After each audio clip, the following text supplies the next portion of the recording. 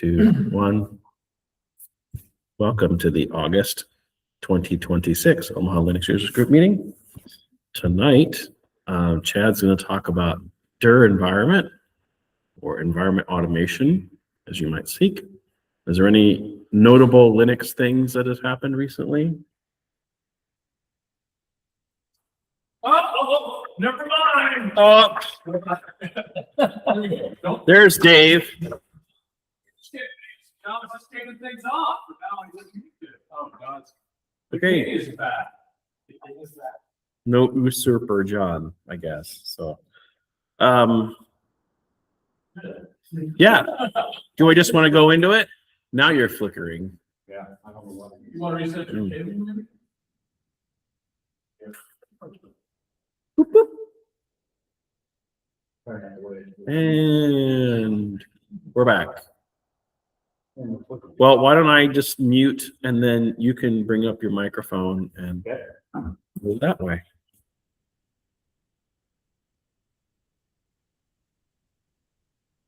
All right. You're going to record. It is recording. Oh, wow. So hopefully everybody can hear me. If not, let John know. We'll work on the audio. Can everybody in here hear me? Yes. Okay, perfect. So done this presentation before in a different way, and it was requested the other day that by a couple people, hey, wouldn't mind seeing this again on how to get going with their environment and things like that, because there's a lot of really cool things that their environment allows you to do that takes a lot of the heavy thought off of when you're working in repositories and moving around. It just takes all this weight off your shoulders, and it's kind of fascinating with the way it does it. So I don't know how many people have heard of DIR environment. I know a few people have. I know you have. All right, so here's the problem. It's basically kind of like context friction, switching friction. And what do I mean by that? So you're in a repository and you're exporting a variable that, like, AWS profile is equal to staging. Okay, might not be a good example. So let's see another example. You're actually running a production script because you forgot to swap keys. Okay, and then you got to swap keys and run your script all over again. Clouding your .bashrc in your home directory or your ZSHRC with project-specific variables becomes a mess. It blows up your bashrc. Next thing you know, you got this giant file of nothingness. Oops. Oh yeah. Managing a complex web of .env files that you have scattered throughout a whole bunch of different projects, and you're sourcing them all in manually. Constantly forgetting to source in venv bin activate. And then worse yet, when you leave that repository, you forget to run deactivate. So what it is DIR environment is kind of a solution for all that and a little bit more. It's an extension for your shell, and it's pretty easy to get started with this. And but basically it populates and unsets environment variables depending upon the current working directory. So you automate it. You just cd in the directory, variables load. It's clean. You cd out, they disappear. So they're no longer part of your environment, and I can prove all that. It's language agnostic, so it works with Node, Python, Perl, Ruby, Go, Rust, you name it, it works with it. It works over a variety of shells. I did not list every shell out there. I just kind of grabbed the top ones that they listed. You got bash, zsh, fish. And one notable shell that is not on this list is PowerShell. I have not yet tried that to see if it actually works. There's been mixed things on working in PowerShell versus subsystem for Linux. So mileage may vary there. So basically, we already kind of talked about this. It's shell tool that automatically loads and unloads environment variables, automatically loads and unloads virtual environments, and secrets isolation, much, much more. Pretty simple to install. So this meeting is getting started. And this is basically getting started right here. You install it and you load up the hook. After that, we're going to walk through a very short demo. That's all you need to get started, those three things. After that, basically call it getting more and more advanced with what your environment can do. So the installation method, this is probably the preferred installation method. This will actually come down, and I believe this automatically sets up the hook for you in your bash RC file or your ZSH, or name your shell. And it also puts the binary out there underneath your .local/bin or somewhere in your user home path. If it can't find that, it'll attempt sudo, which then you need admin privileges to actually get it installed under user local bin. Other preferred installation methods, these are package managers that leverage repositories that are on the internet. So SOAR, for example, is produced by Package Forge. They actually go to the source. So if you say SOAR install dir environment, it actually references the download from github.com/dir-env and pulls it down from there. And it makes it very convenient, easy to install. I kind of like these methods because it keeps it's easier to keep the binary up to date. Okay. But these are a couple different ones: zero brew, zero install, Nix, various ways you can get it there. System level packages can have that. The thing you got to watch out with system level packages is, depending upon who's hosting or providing those packages, you may run into one that's super out of date and you're wondering why it doesn't have a certain feature or why it's missing something from the standard library of dir environment. We'll get into all that. I'm just giving you guys kind of highlights on this thing right now. Honorable mentions, though, you can also do installations of dir environment through other methods that I didn't mention on here, like, for example, pip. If you have a heavy project using Python, you could actually add dir environment to your requirements file and it'll download it as a pip install, and you can leverage it that kind of way. But that's kind of more isolating dir environment to that project. I like the idea of using dir environment across the whole of my system. Okay. And this is kind of a quick in a nutshell of how this works under the hood. So before every prompt, which means hitting enter, dir environment checks for the existence of an environment RC file in that current and parent directories. And if it's found and authorized, it spawns off a subshell to execute the envrc file, which is actually what loads and unloads. That way it registers what it needs to unload when you're done.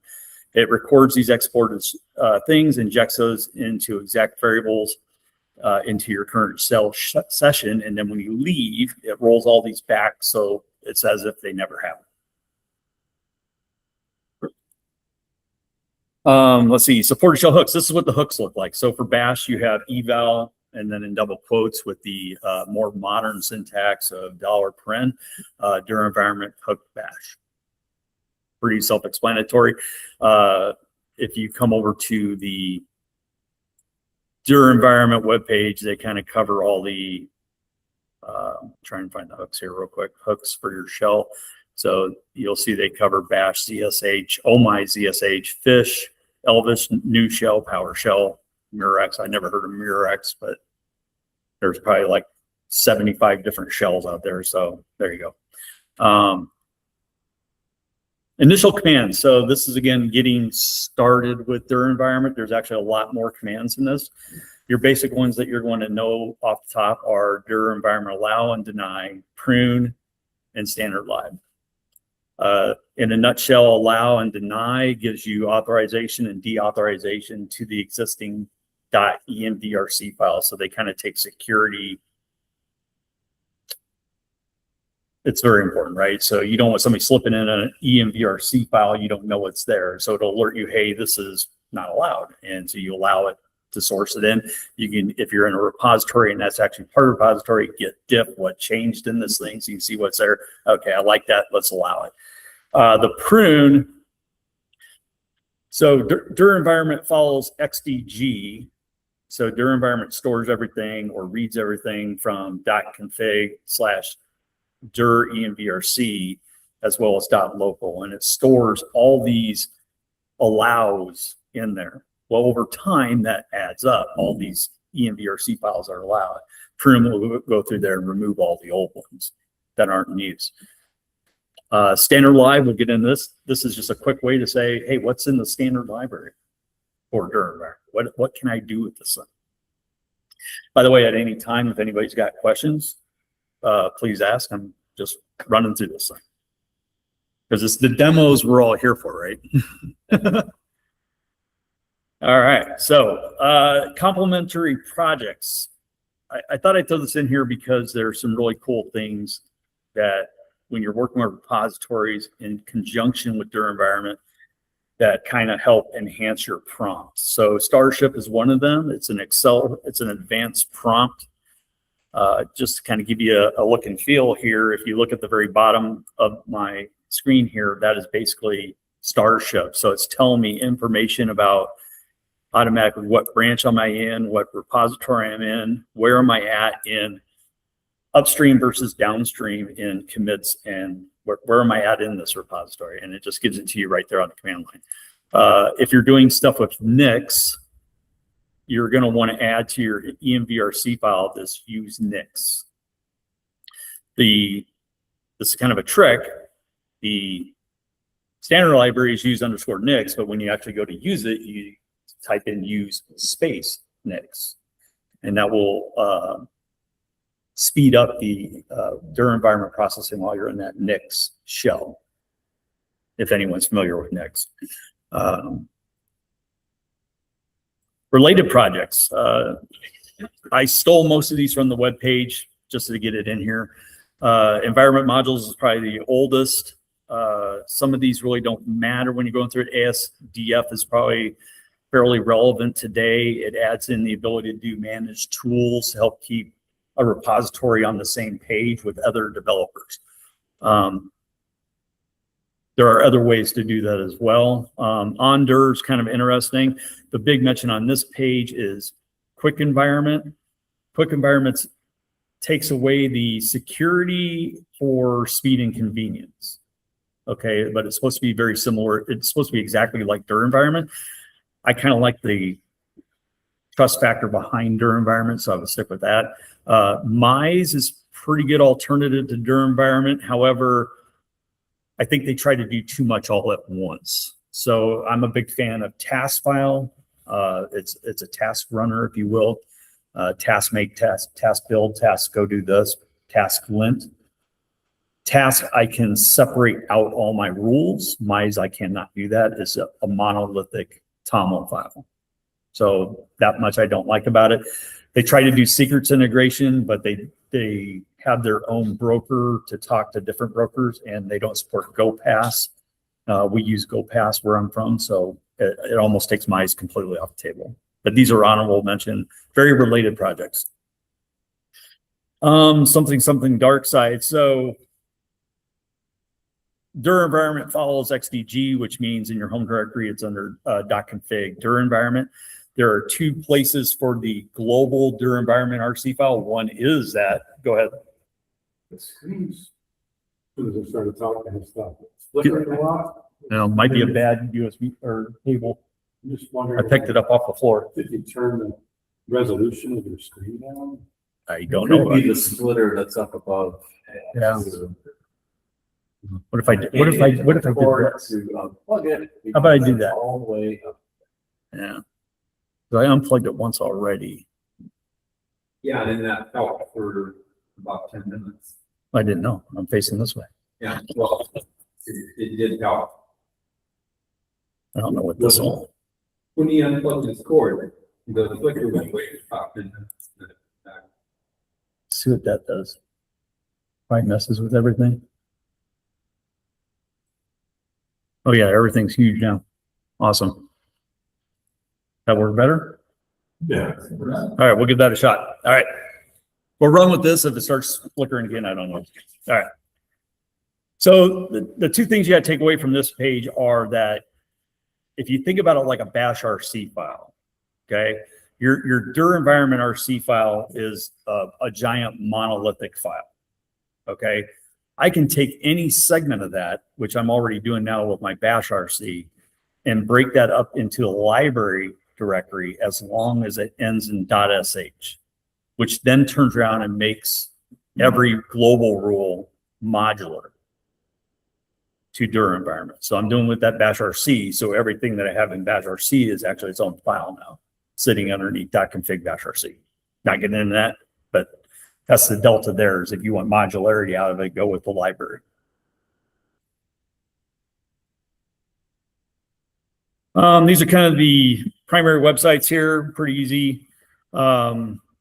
These slides will be posted, so you don't have to write it down, but you basically have durenvironment.net, github.com/durenvironment, and then the wiki has a lot of good recipes on it and things like that. These are the man pages that are associated with Dur environment. Standard Live and Dur environment themselves are probably the top two, but there's also another configuration file called durenvironment.toml. And fetch URL is a kind of interesting concept in there. I haven't actually used it too much, but maybe we'll get into it a little bit later. These are my faves. So if you do a Dur environment standard live, so if I come over here and do Dur env standard live, it spits this out, but this is actually 1,500 lines long in the standard library. As of right now, I did the math for you, and there are 60 functions. Hey, Chad. Okay. If you go actually to the Dur environment standard live page, there's even less documented as far as what's out there. Chad? These to me, I think, are the ones that seem to have real value behind them, but that's me. If anyone in here gets involved with Dur environment, maybe you find one that you find super useful and what you need it for. Bruce has a question. Okay, Bruce? So Yeah. when you did your video thing, No. you took the video away from the presentation. Bruce, said it again? You took the video away from I the gotta turn it up now. I presentation. can't hear. Go ahead, Bruce. Hello, can you hear me now? Yep. So you took away the video from the recording, Oh, the presentation's not being shown. and from our Oh, view. awesome. Yes, it did. Not your fault, so. Yeah, so let's see here. Just got to reshare my desktop.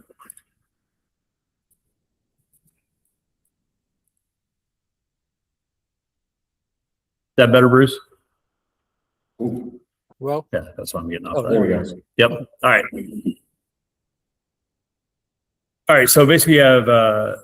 I'm just gonna. Well, I'm not gonna read all these, but like Dur environment version to me is interesting because it'll give an alert to the user logging in. If you know that there's something in the standard live that you want to leverage, you can pin that to the version, minimum version that library is in, and that way. Rob, if you got on there and you didn't have the correct version, it would say, hey, you should probably upgrade to this version. Otherwise, you can't take advantage of something. So that's kind of what that one's there for. ENV vars required. It's a list of environment variables. You can actually repeat this line. But for example, if you're using this to pull in secrets like your GitLab token, you could actually say, hey, GitLab token's a required variable. And that way, if it's not getting sourced in and populated, you get an alert saying you're missing a required or unpopulated variable. It's a way to give good feedback back to the end user what's going on. Layout is extremely important. This is how we're going to toggle our primary development environment. So if we're primarily doing Python, our layout's going to be for Python. If we're doing Perl, our layout's going to be for Perl. Then they have use items, which I'm not going to get into tonight. But if I wanted to augment, one thing we do at work is we use Python, but then our layout's Python, but we use Nix. So that way we can take advantage of pinning certain applications to make sure all the developers are running the same version of some tool, in addition to making sure we're on the same version of the Python environment. That makes sense. I heard that things that you don't pin is like mixes like You can in Nix you can pin flakes too. yeah. So you're just going to do that through your Nix shell file. Yeah, I'm just saying so like are you just trying to find ones that maybe you don't get from like a standard like repository or. No, this is like, what was our bad example about this? Was it?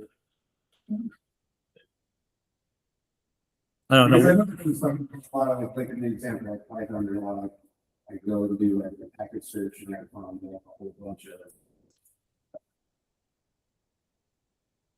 Certain Python libraries, but none. Yeah, well, our problem was we had tools that we were geographically dispersed on. Well, first of all, we're geographically dispersed users. But then we have one person on a Mac, a couple of us are on Ubuntu, and there was discrepancies in the version that Mac would deploy versus what Ubuntu would deploy.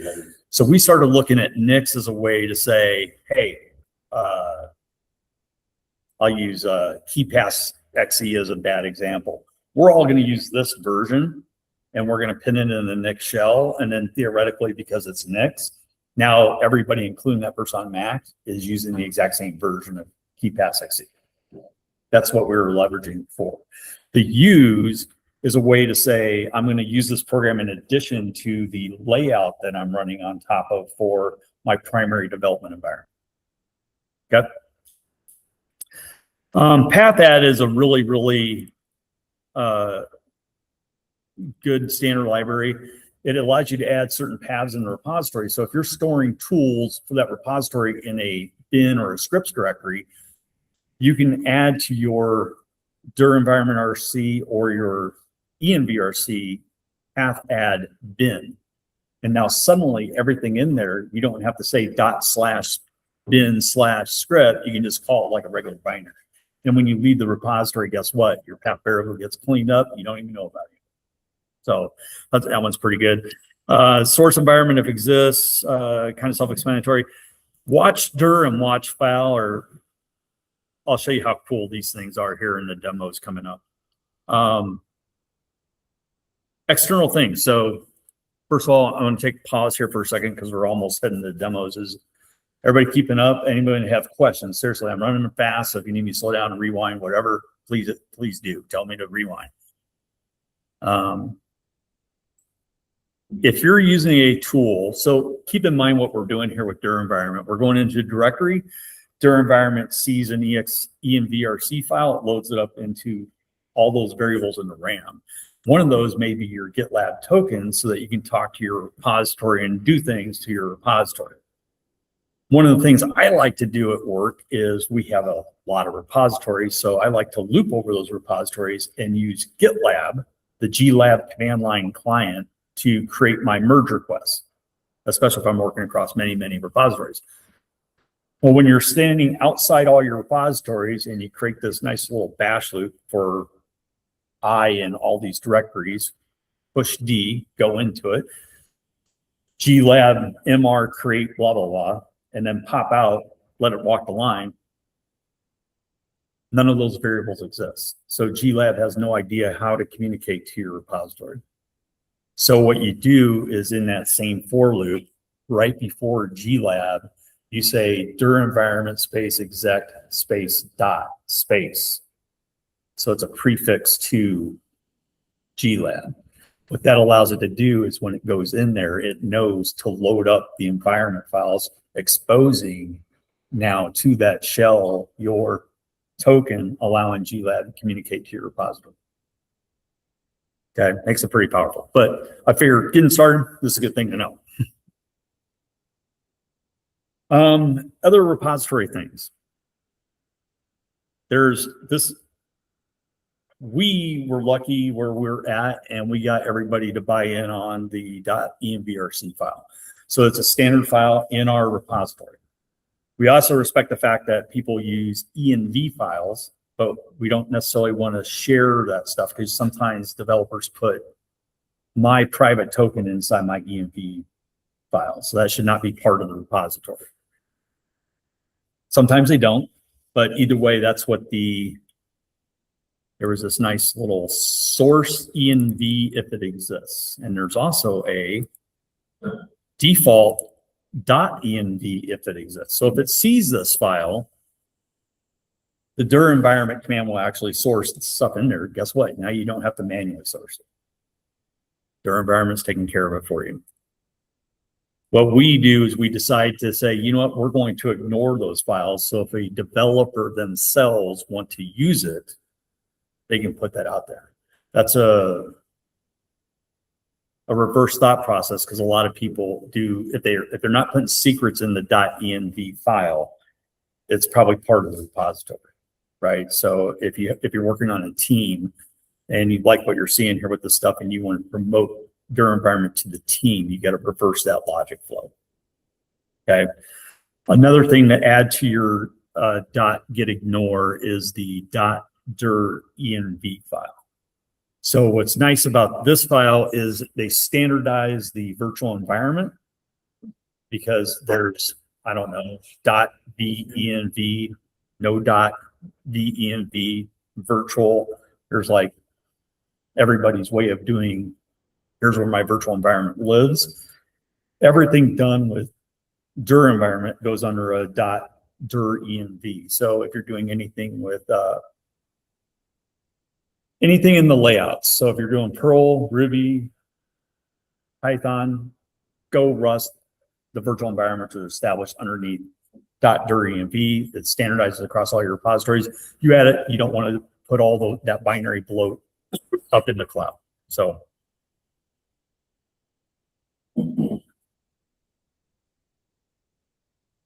when I was doing this layout here, I wanted to make sure that I did stuff with modern tools. The way we used to do things at work was we used PyEnvironment. PyEnvironment's a very powerful tool to manage multiple Python environments. Since then, I think it's the Astral company has came out with UV, and it's a far faster tool to manage the same things. I did not set up PyEnvironment on here, but you would do like a PyEnv install 314. It would download the tarball, go through a very expensive compile blow up, saying you don't have libraries and stuff in place, and then you got to go figure all that out and get it going. Here you just do a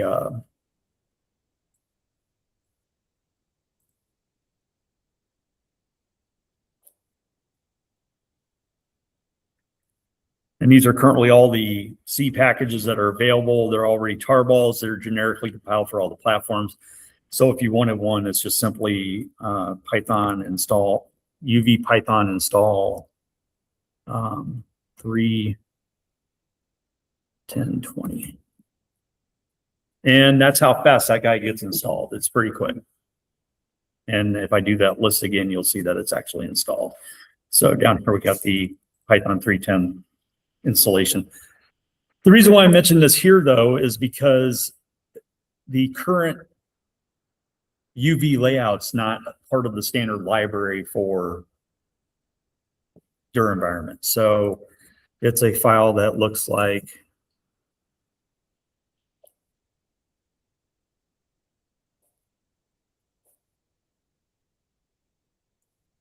this, top to bottom layout Python UV, and here's all the dark magic that allows you to hook into Python UV. And I know that sounds like a really cryptic Greek thing, but it's not. So the way this works is if we take a look at the envrc file right here, I have this line right here that I'm sitting on blinking on line 5, layout space, Python _UV, and I want to leverage 3.13 in this current repository. So if I get out of this, one thing you'll notice in my Starship prompt, you'll see over here that I am currently running the Python 3.13. If I execute Python version, it comes back telling me I'm running Python 3.13. So everything tracks, everything maps. So as soon as I go into this repository I'm using it, the second I leave, which we'll do this and do a Python -- version, because this is primarily an Ubuntu system, we got to do Python 3. We're running Python 3.14.4. Now, this isn't a conversation on virtual environments, but this power of virtual environments is I can use different versions of Python than what my distribution actually provides and keep that. I need to program this thing in a different version of Python. It saves your system, so you're not messing with those system level files.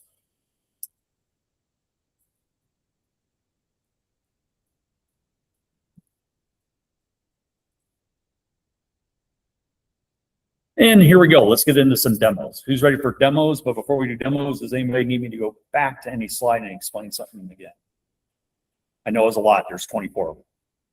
I made it that big that hopefully it drowns everybody. All right. It looks like it. Plan works. All right. Moving on. Okay. So the first one here, variables, and I have a super secret word here, nope. Who knows? Everybody understand default bash variables, how defaults work in the new version of bash? Okay, so if I step out here and let's say I say echo dollar hello :dash nope.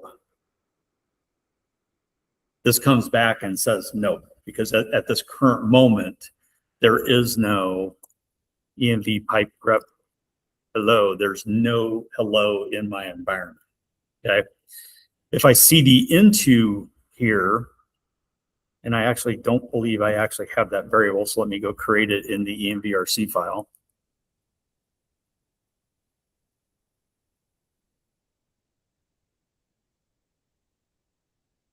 And this is the first, while we're talking about, this error message here is the security behind the dir environment allow and deny that I was talking about earlier. So since this is part of a Git repository, if I do a git diff on this file, because this came down, well, what's changed in this? I can tell through the diff that, oh, okay, somebody exported hello equals world. So I'll go ahead and allow that. And then it runs through its thing, and we see down here on this line here, there's a hello that I got exported. So now if I run that exact same echo, this comes back saying world, and you notice the word nope is still there, but it doesn't go to that because it actually has a variable there. If we cd out again of this directory, you see the prompt dir environment unloading, and we go back and rerun that same command, we get back to the word nope. So that loaded my environment and then unloaded my environment. Okay. And those three things right there, the defaults, and there's a secret with the defaults I'm about to show everybody, with dynamic variables. But that one, the dynamic variables and the layouts are the three things you need post installation in Hook. Once you do the installation in Hook, you can start leveraging dir environment that easily, just by doing static variables like hello, dynamic variables, which I'm about ready to show you, and then the layouts to say, give me a virtual environment. Okay. And likewise, if I type Python -- version, of course, I got to get 2 dashes in there. And we got to put that stupid 3 on there. It automatically deactivated my Python environment, so I don't have to worry about actually running that deactivate command. And the second I go back into the directory, you see that it says now that I'm running 313 because it automatically activated my Python environment. And these things take a lot of heavy lifting right there off of the user that I don't have to remember to do all this stuff. Go ahead. Oh, yeah, Starship Yes. prompt says 3.13. Yep. I was looking in the output. So good. Answered your question? Perfect. Love it. Okay, so I want to show you something with the dynamic variables. So I got 2 dynamic variables I want to show you real quick. The first one, if I vi the .envrc file, wow, I'm not even doing it. There's a cat command in here. No, we're not going to use that cat command. So let's say we use the atypical Python version file. We're all, if you do Python programming, you're probably familiar with this, although I think it's pyproject.toml's taken over. I haven't got to that level yet. So, but I can put in here 3.14. And just to make sure I know what I'm talking about, let's do a Python list and make sure. So it looks like we'll go on and we'll hard code in that 6. Oh, let's just see if it works this way. So if I come up here and I say Python version equals cat, dot Python version. And everybody now knows I'm a great typist. Now I come down here.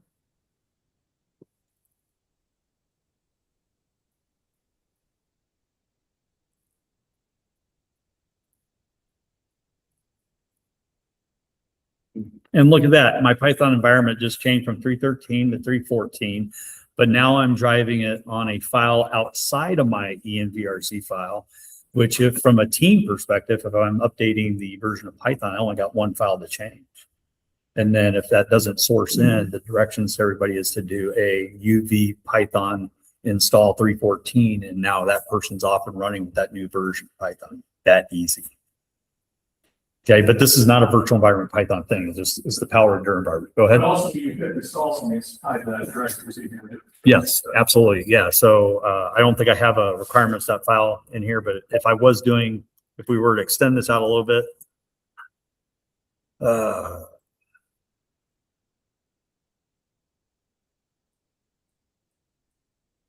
and I do my UV pip, pulls down Python PyYAML that fast, but if we were to actually do a find under .dir pipe graph YAML,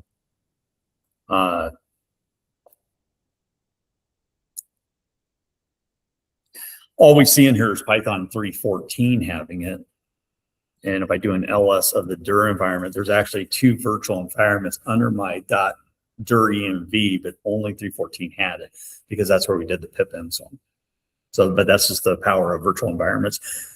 Dir environment just makes it better because it automates the entire process. And then you go in there and you simply do the UV against it. And we took it a step further at work through task file where we say task setup, which initializes submodules.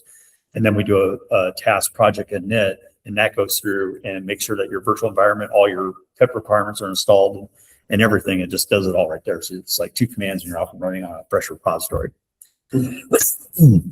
No, excuse me. So the other thing about dir environment is keep in mind too, you don't have to actually do this in a Git repository if you don't mind an error message come back saying, hey, this is not a Git repository. Okay, I had a wine directory for an application that stopped running correctly on an older version of Ubuntu, track it down to an environment variable. If I set that variable, the error went away. So, and I always CD'd underneath wine program files to go execute this thing. So I said, you know what, I'm going to put a .venv file there with that variable in it. So when I go underneath there, I don't have to remember, oh, what was that variable I got to set? And it just did it for me automatically and I was off and running. So, and that demo looks like this. So if I go over to demo 01, not a repository, dir env allow, we get this warning, nope, fatal, not a Git repository, but all these things under the export got exported into my environment. And if I cat out the .envrc file, the one that was really important to me in this directory was GLLi. I don't remember what it was under the wine stuff, but trust me, that's how I did it. And I just didn't care about the error. I just didn't want to remember the stupid variable. All right, so we kind of already went over a lot of the demo basics. I went over the defaults. I showed you the cat example where we cat in the .python version file to say I'm establishing this version of Python to pass into the UV layout command. And this works just as well with PyEnv if you want to stick with something like that. I like the speed of UV. I think it's a better tool. But by all means, it still works there. So moving on to the next demo. Any questions so far? Doing good? Everybody following? All right, good.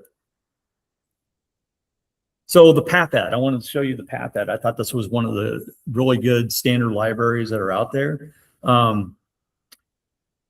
If I ls out bin, I have a few commands in here. One of them is hello. Give you 3 cent guesses of what that actually does. Hello world. This is actually added to my path via the .dmv file. And if we scroll down here, right here, I say from the repo, I want to tack in repo base /bin and tack that onto my path variable. So now it's anything underneath bin is now part of my path. So all these things underneath here, I can actually execute without doing without actually firing off a / in front of it /bin /this to go execute it. It just makes it like it's part of your environment, right? Which is what it's supposed to do. So that generated me a PDF if anybody wants it. That was the standard lib path add command. I did not get a demo put together on conditional variables, so I'm just going to have to talk you guys through this one. But at work, I have a setup where I go underneath repos GitLab or repos work, and I have multiple trees underneath there before I get to different projects that I'm working on. So project A will have a whole bunch of repositories. Project B will have a whole bunch of repositories. And in the dir envrc file, what I did, one of those projects had to deal with AWS, and it was like 3 different staging versus prod versus whatever that I had to track. So I basically said, if my path is equal to this, I want to start exporting these environment variables for AWS. So now dynamically, as I go under any one of these trees, and this is an example where that team did not want a full-blown envrc file. So I just put something at a upper level directory, and down here is the subdirectory. So as soon as I went past this border, it kicks in the dir environment RC file and starts sourcing my AWS variables so that I could work on all those projects. And then I didn't have to think about pulling in my creds. And the other thing with that was I tied that in with GoPass, so then I didn't have to worry about having secrets wide open on my system. And I got a GoPass example in here as well. So moving on. Well, we're going to get right into the secrets part of this demo. So the .binrc. Now this actually works with, if I cat out the 03 secrets, the 3 that I know off the top of my head that works with this are GoPass, Pass, and Bitwarden. And the BW here is the Bitwarden command line client. If you have a different secrets manager, as long as it has some sort of command line interface, it should be able to work the same way. I'm about to show you with GoPass, but your mileage may vary, so you might have to do some of your own personal tweaks to it to get it to work. That's the big thing there. So cat.envrc. So right up here, I got two things. The best one's probably the GitLab token. It's a foobar GitLab token. So if I do an echo $GitLab token, this is not a token. You can feel free to write it down, but I actually got this through UUID gen, so it's not going to get you anywhere. That's there. And of course, if we do the whole wrap this with nope. So it's the same kind of thing. If we cd out and we echo this, we don't have it. If I cd back into it, it does. And notice there, when I cd'd out of it, I landed back into the other directory that had a .envrc file, but it didn't know about this variable. So it keeps that secret. It's only applicable to the repositories where you're actually calling, hey, I want to see that particular secret. Okay, and what's really good about that is it keeps it isolated to environment variables. So now you just have to worry about managing. If you're having a program that's building off environment variables, you just got to watch out for, what if I somehow lock that variable into that binary and expose it through the binary, right? So that adds takes a lot of weight off of, oh, it could be in my .env file. It could be accidentally over here on the system. What if somebody hacks in and sees this plain text file sitting over in my home directory because they went through and looked, how am I sourcing this stuff in? They see GoPass show GitLab token. Oops, that's not it. They see this GoPass show test GitLab token, even if they track that file down, which is underneath find till the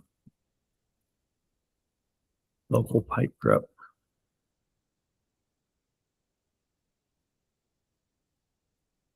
Well, that's not good. Well, there it is, right? That's not it at the bottom.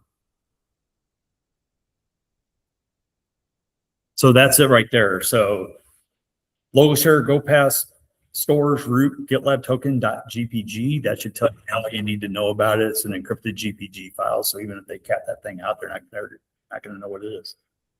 So it keeps everything nice and secret. So you have no qualms or problems getting that GitLab token, putting it in the go pass or bitwarden or whatever, and it's protected by that mechanism. So Bruce has a question. yep, Bruce.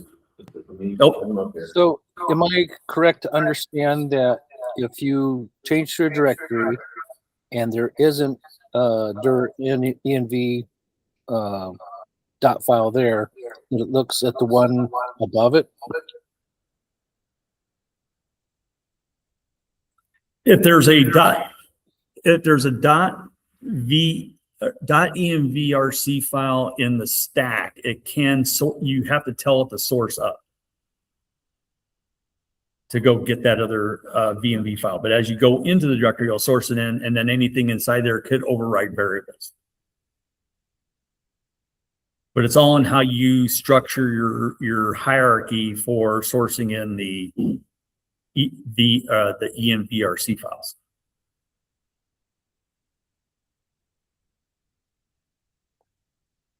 Does that answer your question? Well, I'm confused, but that's okay.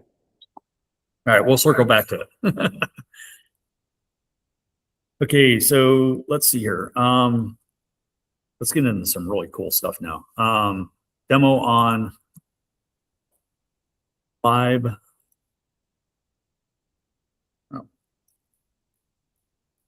Watch file and watch dir. So I got a couple different demos here, all stacked around this one, and I see we're pushing an hour, so I don't think I'm going to be able to get the full context switching.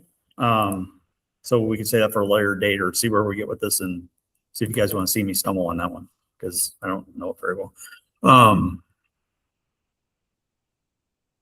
Take a look in here first. So one, I set up a watch in here,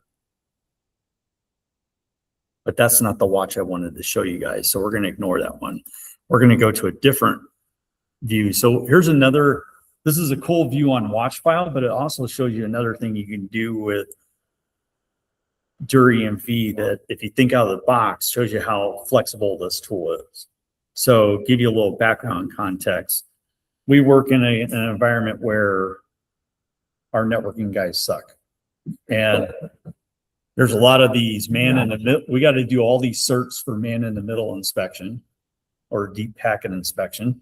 And so the host has to get all the certs put into their store. We got to slurp these things into Firefox and Chrome.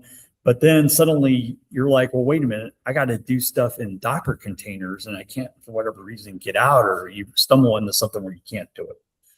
So at the time, I talked to the team and I said, hey, you know what? I want a search directory put here with a .get keep empty. That was it.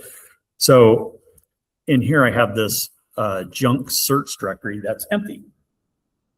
And all that's in it, well, there should be a .get keep, but there's not. All right, anyway, moving on. So I went to my upper level .config dir environment RC file. And I said,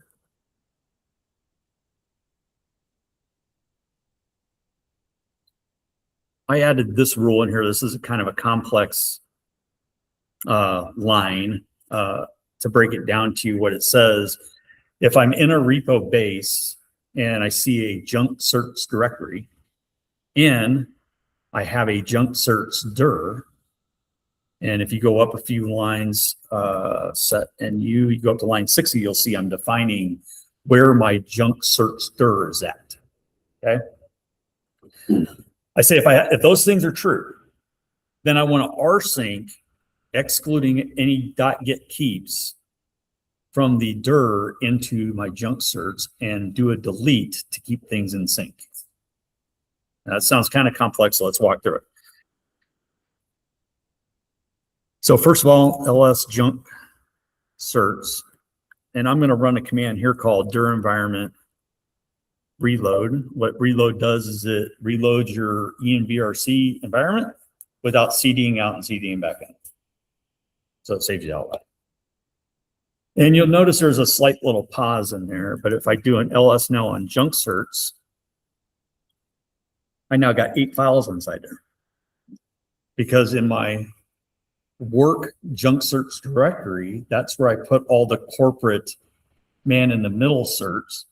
And now when I freshly clone a repository, I don't have to think, oh yeah, I got to pull all these certs in.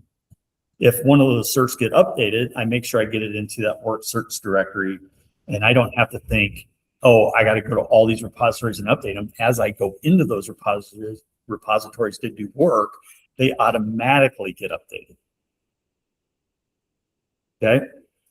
But what if we were to do something better? What if we actually said,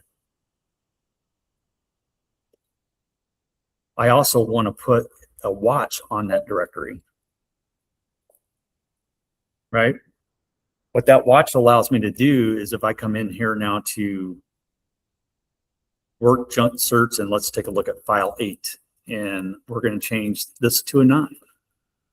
As soon as I get out of this file, I might have messed up. You're right. Thank you very much. You guys paid attention. That's awesome. So I'm going to do this and we're going to do it all over. So first of all, I wrote a little script in here under bin called, oh, it's not there, not in bin. Where'd my script go? I must have thrown it. Oh, it's under scripts. That's right. So I got this little thing called check certs. All check certs is it does a recursive comparison of work junk certs with junk certs. And if you know anything about diff, if it doesn't report anything, they're all the same. Okay. So now we can edit that file again. And I'll change that back to an 8. And look at that. That watch dir noticed the change and automatically updated my search directory. So now I know whenever I'm doing that process where I got to pass these certs into something else like a container or a virtual machine, that it's running the current certs and everything should work. And it doesn't have to be certs. This is just an example of something you could do with it. And hopefully the creative juices in everyone's mind says, oh, I could do that with something else. I did something similar in, can't remember where I actually did it. It was either in here. But I did something very similar to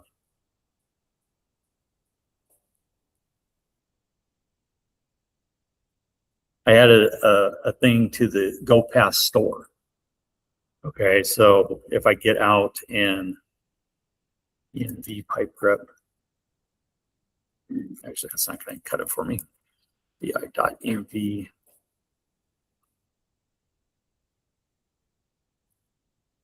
So I got this echo dollar pass code, and right now it comes back saying I am dev. Okay, but since I have a watch dir on my entire GoPass store, so I want you to think about this. I need to cycle my GitLab token to something different because it's time, it's expired, they all expire, especially in today's world, right? If I say,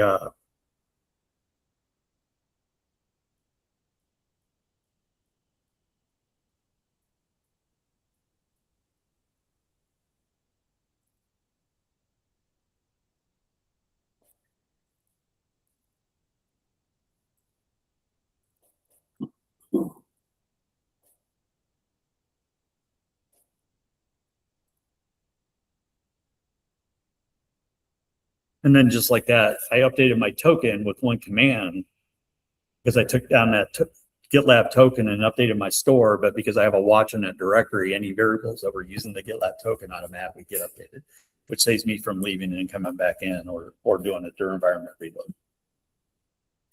So that just kind of shows you a little bit more about all the automation that you can do inside dir environment. Watch files, the same thing, except that watch is a single file. And actually before they came out with watch dir, the way I used to do this was I did a find. So if you take a look here online, 40, I say go past stores is equal to a fine on local share, go past stores. And I'm looking for any file that has a GPG on it.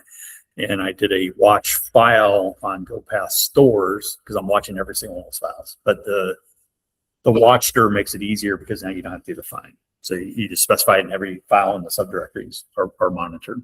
So, so outside of stumbling through context switching, that's kind of all I really got. I mean, it's above and beyond everything that I showed you guys. It's really just static variables, dynamic variables, and layouts, and building a foundation on that, and then moving into some of the things from the standard libraries like views and watchdir and watch file. And you know what? I want to do a path add so I don't have to type / all the time to get to my binaries that are scripts that are part of this repository, and that's the only place I use them. Right. So it just makes a better environment. Yeah, so that's all I got.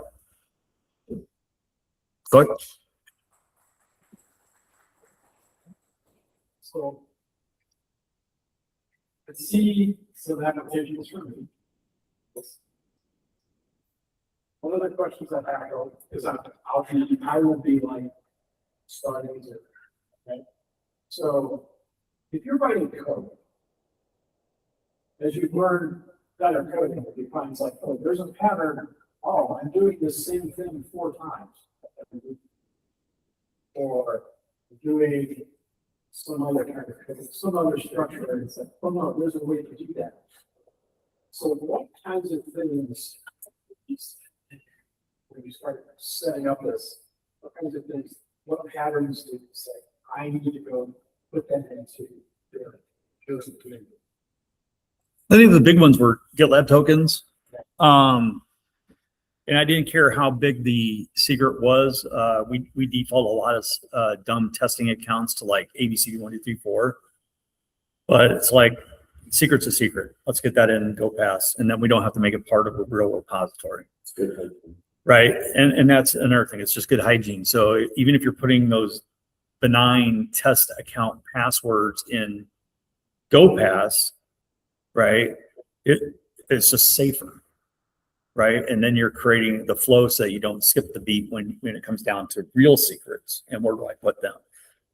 Okay. The biggest issue probably with GoPass, which is outside of the Dur environment conversation in a way, is this: you got secrets that are one-offs. Okay. So like in the case of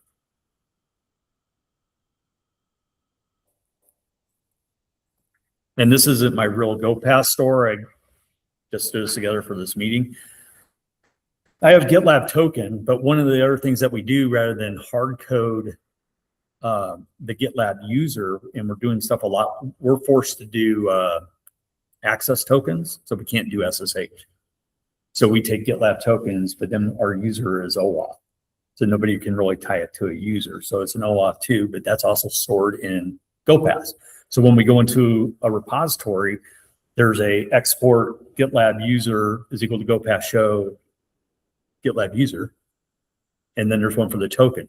The delta is, so if anybody's not familiar with GoPass and Pass, is they are GPG related repository enabled password stores, which works great for teams.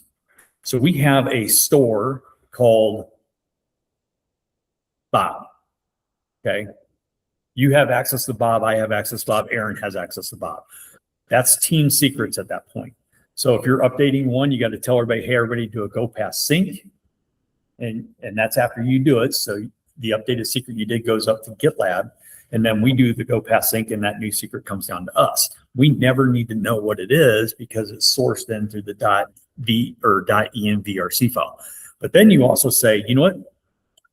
I need a private store because my GitLab token is my GitLab token, not your GitLab token, right? So that's not something that goes in team secrets. That goes into regular secrets. And yes, that can stay local to that box, but if you work on multiple developer machines, you either now have 5 different GitLab tokens spread across 5 different machines stored in local GoPass stores, or you create your own Git repository for your own personal GoPass store. And now you synchronize that same token to all your other systems. The benefit of that is, as your tokens expire, you're not saying, oh God, I got to go up that. I forgot where that one was at, and trying to track down where you got to update it. You got one to do, you do your own GoPass sync, and it goes around. And GoPass sync, by the way, actually walks through all the stores. So you only need to run a single GoPass sync to synchronize all the stores to wherever they're stored remotely, because they don't all have to be at GitLab. They can be at GitHub. They can be at Codeberg, wherever, and synchronizes them all around. Okay, so you got personal, and then you have team. Team is definitely going to be synchronized because it's almost impossible to share team secrets if they're not. So, but that, and then where I was going with that is you also have structured. So GoPass actually does structured secrets. And the way the structured secrets look is you have your basic password. So if I come in here and say, GoPass edit test GitLab token, and I come in here and say that, now I can say,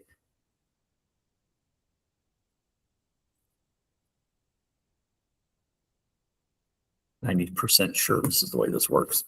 So then I can do a GoPass show -o tests GitLab token dot URL. And I absolutely did that wrong. All right. Anyway, it's close to that, but it's all YAML. So once you put in the secret, which is not YAML, it's just a standard line, you end up with, see if I can find it real quick. GoPass structured secrets.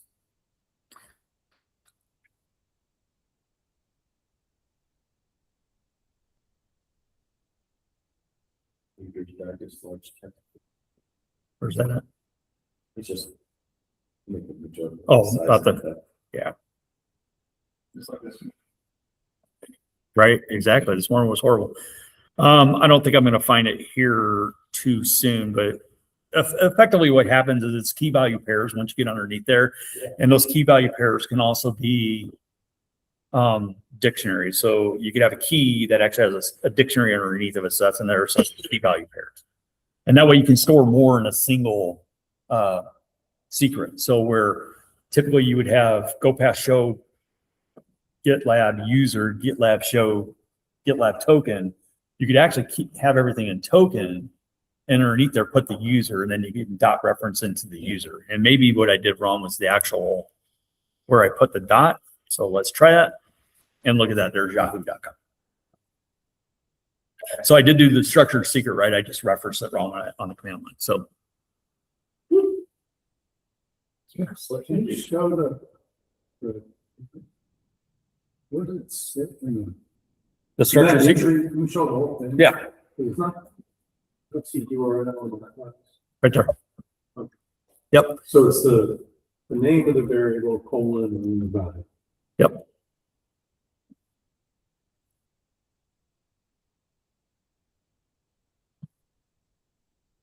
So like if you have had that dictionary thing going on, you would actually do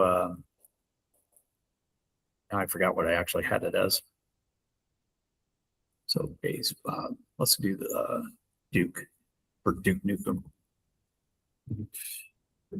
So if you have that structured secret in there, you would do base dot Duke.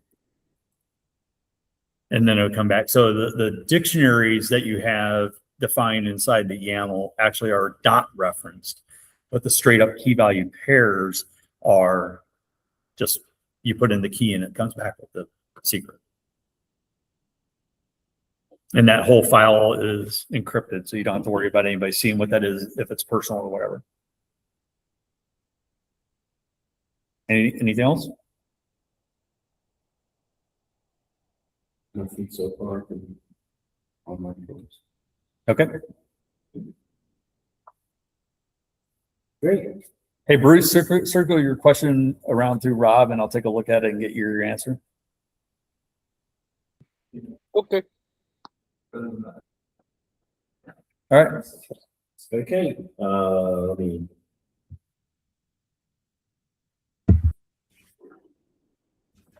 I guess that will be it for this evening, everybody. I will end the recording. Oh, I can't hit any buttons right tonight. And then we will continue after that. So, thank you. Stand by. 3, 2.